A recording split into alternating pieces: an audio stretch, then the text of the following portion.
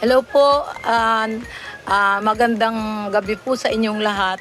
Ito po si Esmeralda Sedilla, ang inyong kaibigan.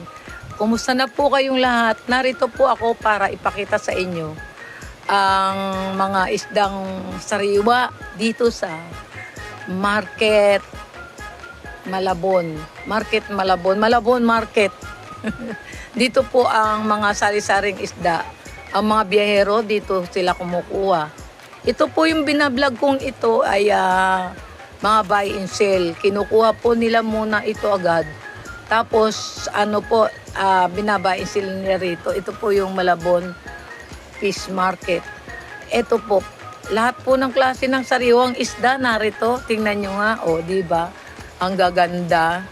O kung gusto nyo pong mango, ayan na po. Kitang-kita nyo po.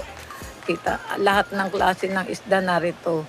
Kaya po, dito po ang hanap buhay. Sa gabi po ay gising, sa araw ay tulog. Dito ay kahit na po hindi ka nakabihis, kapag ka ikaw po ay masipag, mabubuhay po ang iyong pamilya. Kaya nga po, eto tingnan nyo. Di po ba ang ganda? Marami kayong makukuhang rito, aral. At matututuhan kung ano man ang gusto nyo rito sa pinakikita ko sa inyo na maraming banya-banyerang mga isda, pakyawin, retail o wholesale. Ayan, tingnan nyo ha. Di ba ang gaganda? Kaya lang, ngayon nang nag-vlog ako, hindi masyadong marami pa yan.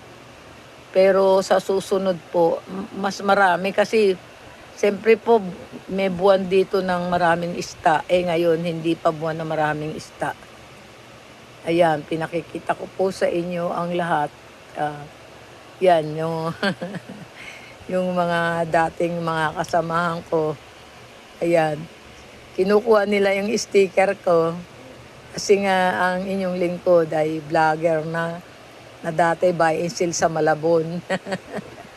Dito ko po kasi pinalaki ang aking mga anak. Ito ang naging hanap buhay ko. Tulog sa araw, sa gabi naman gising. Kaya lang ang saya po. Kita nyo naman. Paano po yan? Paano po yan? Isang malaking tulong po ang mag-subscribe kayo sa aking YouTube channel. Please watch and subscribe.